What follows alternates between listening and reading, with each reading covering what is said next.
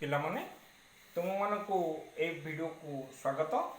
आमे जातीय जीवन जहाँकि मधुसूदन दासंकर उत्कल सम्मेलन रे एक उद्बोधन अंशविशेष आमे प्रथम वीडियो रे आलोचना करथिले जे एई उत्कल सम्मेलन रो सदस्य मानक मध्य रे उत्पन्न होइथिबा बा उठिथिबा बा सेमानक मध्य सृष्टि होइथिबा केते जनक मध्य सृष्टि होइथिबा किछि वाद विवाद प्रसंग रे उद्बोधन देउथिले मधुसूदन दास जणे ज्ञानी मानी स्वाभिमानी व्यक्ति विशेष होइथिबारु तांकर कहिबार बा वक्तव्यर ढंग टिके भिन्न धरणर एवं समस्तंक प्राण को स्पर्श कला परि तेणु एई वक्तव्य अवसर रे से तांकर वक्तव्यर उद्देश्य उत्थापन करथिले जे कौनसी शिक्षित पदस्थ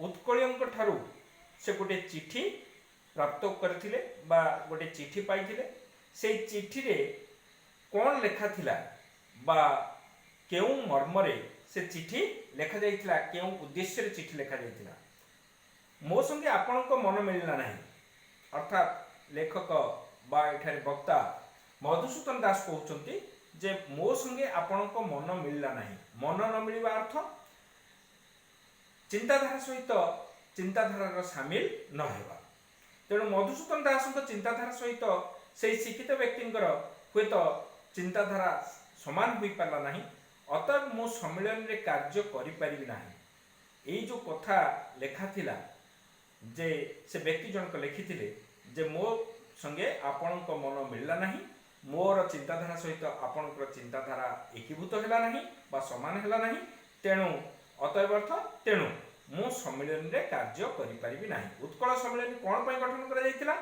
ना तत्कालीन ओडिशार किछ विच्छिन्न अंचल पड़ोसी राज्य मानक सहित मिसी करथिला ओडिया मानकू सेई विच्छिन्नांचलर ओडिया मानकू एकत्रित करी एक स्वतंत्र उत्कल प्रदेश गठन करिबा एवं एथिपाई इंग्रेज मानक निकट रे दाबी उपस्थापन करिबा भाषा भित्तिक राज्य गठन करिबा यह थिला मधुसूदन दासंकर मूल लक्ष्य।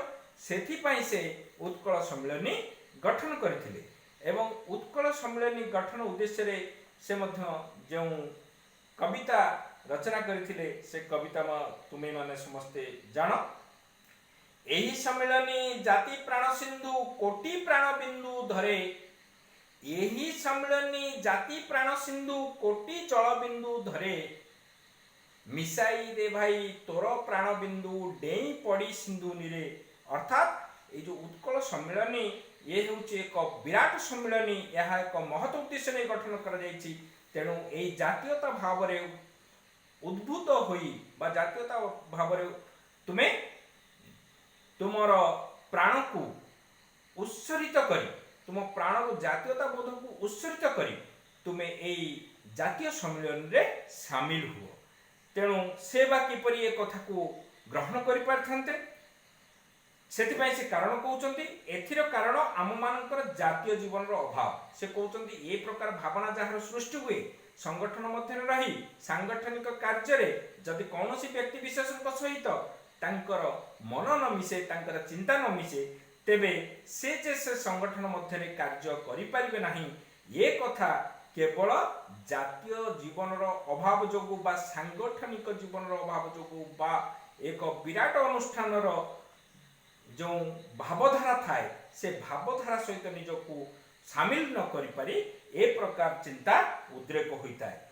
जातीय जीवन गठित हेले व्यक्तिगत भाव रे असद्भाव थिले सुधा जहार जातीय जीवन गठित होइतिबो जे जाति पई समर्पित होइतिबो से व्यक्तिगत स्तर रे जेते असद्भाव बा जेते शत्रुता सृष्टि होना काहे की जातीय अनुष्ठान रे समस्त मिलिमिशि कार्य करि परिबा अर्थात से कहउचंती मो सहित तुमर मन मिसि न पारे व्यक्तिगत भाव रे मो मन सहित तुम मन मिसि न पारे किंतु एठी व्यक्तिगत कथा उठु नाही एठी जातीयतार कथा उठुची तेणु जाति पई आमे समस्त मिसि कार्य करि परिबा आमर राज्य पई आमे कार्य करि परिबा आमर बृहत्तर स्वार्थ को आमे हासिल करि परिबा एथिरे संदेह नाही एठारे आपण मानकु गोटे उदाहरण देबाकू इच्छा होची।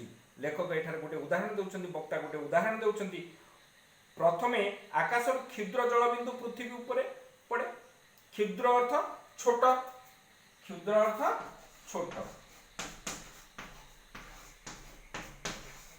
छोट छोट जलबिंदु आकाशर झड़ी पड़े एवं जहाको एटी वर्षा स्वरूप कथा कहिसंती। तत्परे, तत्परे अर्थ तापरे, तत्परे तापरे कौन हुए ना जल तार धर्म रक्षा करे। तत्परे जलबिंदु गुड़िक एकत्रित होई गोटे जलधारा होई तलकू बही जाए। जलर धर्म है निम्न को बही जा, तेणु से निम्न भूमि रे जलधार होइकी बही जाए। सब जाक जलबिंदु एकाठी हुंती। ठीक सेहीपरि एटी कहबार उद्देश्य होउची जे आमे सब होउचे व्यक्ति गोटे गोटे बिंदु सदृश एवं जातीयता हेउची जलधार सदृश। आमे सेतिरे शामिल होई जिवा। एहीपरि केते गुडे जलधारा मिसी गोटे नाଳରେ परिणत हुए। से जो छोट छोट जलधारा पृथ्वी पृष्ठ रे बही चले से केते गुडे नाଳରେ परिणत हुए। अर्थात तुमे जदि कौनसी पहाड़ी अंचल को जाइथिबो तेबे उच्च भूमि रू गड़ी आसुथिबा जल निम्न भूमि रे आमर गोटे नाळीर धार सृष्टि करती एवं से नाली कौन हुए ना से नाଳରେ परिणत होला परे एहीपरि केते गुडे नाळ मिसिकरी गोटे नदी सृष्टि करती एवं तलको बही जाती। शेष रे समुद्र रे जाई पड़ती। अर्थात एक विराट मध्यरे निजको शामिल कर दियंती। आउ से जलबिंदुर निजर सत्ता न थाए, नाळर सत्ता न थाए, नदीर सत्ता न थाए, एथर ताहा समुद्रर आख्या बहन करताए। ठीक सेहीपरि व्यक्ति जी जे स्तर आसी थाउ ना काहेकि जेतेबेले जातीयता भाव रे उद्बुद्ध होई जाति पई कार्य करे से सेतेबेले एक विराट मध्यरे एक विराट समाज मध्यरे निजको शामिल कर दै थाए। निजर आ सत्ता व्यक्तिगत सत्ता से रखि न थाए, से जातीय सत्ता को रखि थाए। आपण माने देखंतु सबु स्थल रे सबु अवस्था रे जल निजर जातीय गुण को धारण करी जातीय जीवन रो टेक रखि अछि। जातीय जीवन रो से टेक रखि जलर धर्म कोन ना जलर जातीय गुण हैला निम्न गति। से नदी आकार रे बहु बा जल बिंदु आकार रे आसु बा नाली आकार रे आसु बा समुद्र रे मिसी जाऊ, किंतु सबु बळे निम्न को से बही जाए। एही जातीय गुण को से केबे हेले छाड़ी न थाए, किंतु रूप आउ अवस्था जहा हेउना काहेकि जेउ अवस्था रे थाउना काहेकि से जातीय गुण को हरै न थाए। तेणु एठारे लेखकंकर कहिबार उद्देश्य, वक्तांकर कहिबार उद्देश्य जे व्यक्ति निजर गुण को छाड़ी जातीय गुण रे उद्बुद्ध होई एई जातीयता स्रोत रे निजको शामिल करबा दरकार। महासमुद्र रे मध्य जल निजर जातीय गुण को हराई पारि नाही। बिंदुए जल रे जेउ गुण थिला विद्यमान थिला अर्थात विराजमान करुथिला सेही गुण मध्य महासमुद्र रे अछि। आम्भ समस्तंकर मन रखिबा उचित जे आम्भ मानकर जातीय जीवन अछि। जदि जलर जातीय जीवन अछि आम मानकर से जातीय जीवन अछि। व्यक्तिगत जीवन को छाड़िले जातीय जीवन मध्य अछि। सबु अवस्था रे सबु काल रे सबु स्थान रे आम्भे माने प्रत्येक जातीय जीवन रो टेक रखी कार्य करबा एकांत आवश्यक, निहाती आवश्यक। एकांत अर्थ निहाती आमे सबु काल रे अर्थात सबु समय रे सबु स्थान रे आमे कोन करबा दरकार ना जातीय गुण को बजाय रखबा दरकार। तार टेक पाई तार महत्व पाई हमको कार्य करबा पड़िबो। आम मानक मध्यरु जेबे केही भ्रमरे पड़ी थांती अर्थात भ्रम अर्थ भूल। आम मानक मध्यरु जदि केही भ्रमरे पड़ी थांती, भ्रम अर्थ भूल, जदि केही भूल रे चिंताधारा आनी थांती बा भ्रमरे पड़ी थांती बा भूल चिंता करि थांती तेबे से भ्रम अति शीघ्र संशोधन करबा एकांत आवश्यक। से भ्रम को से भूल को रेक्टिफाई कर देबा नितांत आवश्यक। जेबे केही जणे ओडिया जाति को गाली दिए ताहले तुम मन रे राग हुए काहेकि? से तो कौन से ओडिया लोक को गाली दउची, ओडिया लोक कहि गाली दउची, ताल तुमर राग काहेकि होउची ना जेहेतु तुम पाखरे जातीय गुण अछि। एतिर कारण निरूपण करबा को गले स्पष्ट जणा जीवो जे एहा जातीय जीवन रो चिन्ह। सेहिथि पाई तुमर राग हेउची। निरूपण अर्थ स्थिर, स्थिर करिबा, निरूपण करिबा अर्थात स्थिर करवा। तेणु यार कारण जदि खोजा जाए ताहले आमे निश्चित भाव में बुझी परिबा जे यार कारण होची हमर जातीयता। आम जाति को कई गाली देले हमर राग हुई। जेबे जातीय जीवन चिन्ह आम मानक मध्य अछि तेबे आमे माने प्रत्येक जे कोनोसी कार्य करू सेते बेले निज निज को सर्वप्रथम यही प्रश्नटी पचारिबा आवश्यक, मो कार्य द्वारा मो जातिर निंदा हेबो कि नहीं।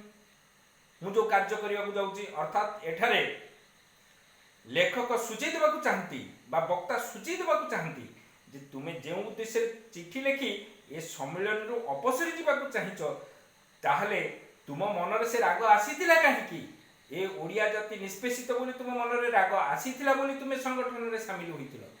किंतु आज जो कार्य करने को जाउछ सेही कार्य समय तुम प्रश्न कर निजकू जे मु आज जो कार्य करी ता द्वारा मो जाति निंदित हेब नाही तो, मु मिथ्यावादी हेले किंबा खोसामत कले यही निंदारे मो जाति भागी हेब। यहा प्रत्येक व्यक्तिर बुझा आवश्यक। एथिरे भागीदार हेब समस्ते। मु जदि मिथ्यावादी हुए ताहले एथिरे समस्त भागीदार हेबे। मु जदि खोसामत करे ताहले समस्ते एथिरे मध्य भागीदार हेबे। ताहले ए कथा को सूचे दे पुणी तांको मनरे जातीयतार भाव को उज्जीवित रखिबा पई चेष्टा करिसंती लेखक बा वक्ता। मोते जेबे जणे कुवाक्य कहे, कुवाक्य अर्थ खराब वाक्य खराब कथा कहे, तेबे मु प्रति उत्तर कले तद्वारा मो जातिर गौरव वृद्धि हेबो कि नाही। जदि मोते जणे केही किछि कहिछि मु जदि तार प्रति उत्तर करि दिए ताकू जवाब दे दिए ताहले तद्वारा अर्थ ताहा द्वारा बा सेथिरे तद्वारा ताहा द्वारा बा सेथिरे मोर जातिर किछि क्षति हेबनी तो आउ जातिर क्षति हेबो कि नहीं बा गौरव मो जातिर गौरव वृद्धि हेबो कि नहीं। जातिर मूल्य बढ़िले जातीय लोके तहिर सुफल भोग करिवे एथिरे संदेह नहीं। जातिर जदि मूल्य बढ़िबो ताले सेही जातिर प्रत्येक लोक तहिर अर्थ ताहार फल को निश्चित भोग करिवे एथिरे किछि संदेह करिबार नहीं। एठी उदाहरण दे बुझे दउचंती जापान जाति विषय आम मानक सभापति महाशय तांकर वक्तृतारे कहि अछंती। सेही सभार सभापति जे थिले से तांको वक्तृतारे कहिथिले जापान जातिर उन्नतिर मूल मंत्र कौन कौन तांको जातिर उन्नति करिवार मूल मंत्र कौन मूल कारणटा कौन। मोर प्राण जाऊ लक्षे जापानी प्राण जाऊ किंतु जापानी जातिर मान वृद्धि हो।